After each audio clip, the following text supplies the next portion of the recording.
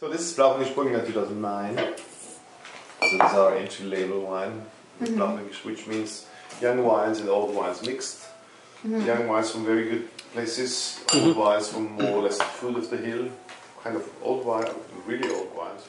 But I wanted to prove that, you know, every grape variety, great variety, should be able to transport certain identity of a specific place. You have to, you know, Pinot can do that, Riesling can do that wonderfully.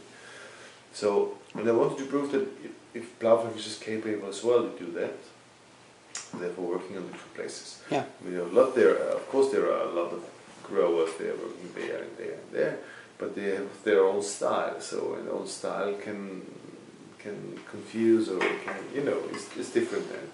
So I wanted to have from one hand, and I trust myself what I'm doing. So I wanted to prove if this is possible. It's a very scientific approach. Yeah, right? and the way we're working is not very scientifically. I mean, this is because I think winemaking has a lot to do with your stomach and your soul and your feeling. You know? You cannot prove anything. That's when we are not the, you know, the guys who are running around all the time and doing some experiments or some lab checkings. Actually, not. Most of tastings we're doing is by ballot, you know. So we're tasting grapes and checking 5 or 86 different parcels of vineyards on different places, which are quite spread out. Some ones are 40 kilometers from the other one away. So it's a lot of work. It's a very intense research work within that. We're doing a lot of single vineyard vinification in order to learn about this vineyard, what they are able to tell us, what kind of spirit is in there or behind that, because you have to see that every vineyard is different from the other one. If you just move some 20 meters, you have another character wherever you are. And these characters we wanna keep in the bottle in a certain way. We are not doing any single vineyard vinification or bottlings. So this goes either in the Blaufrankisch or in the reserve, or they harvest the grapes. The quality is determined. You cannot add anything. I don't believe in this huge technology and invention which took place in the last 30 years in cellars in the world. I believe in places, so I work on that. This was kind of interesting for me, and I thought there is some great potential behind, and did a lot of traveling in wine growing areas and see how they were working. And so where have you traveled?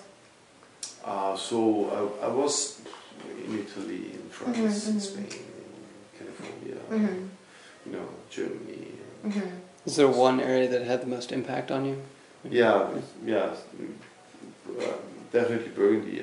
Yeah. Anyway, this is just and this has a lot to do with the development of a country, of a wine-growing country. I mean, to make great wines, you need self-confidence on the one hand. You have to believe in your substance. Secondly, and then you have to be able to afford making great wines. You know? Because making great wines means not taking everything, doing selections.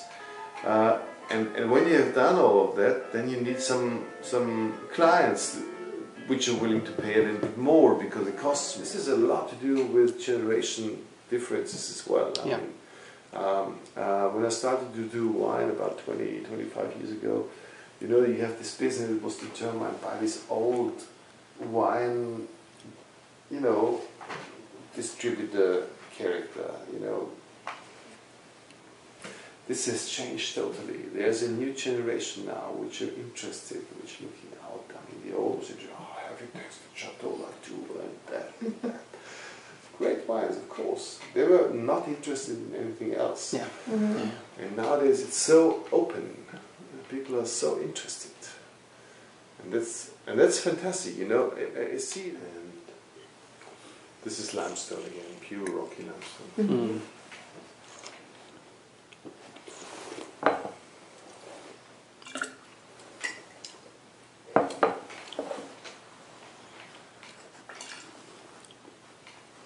That's beautiful.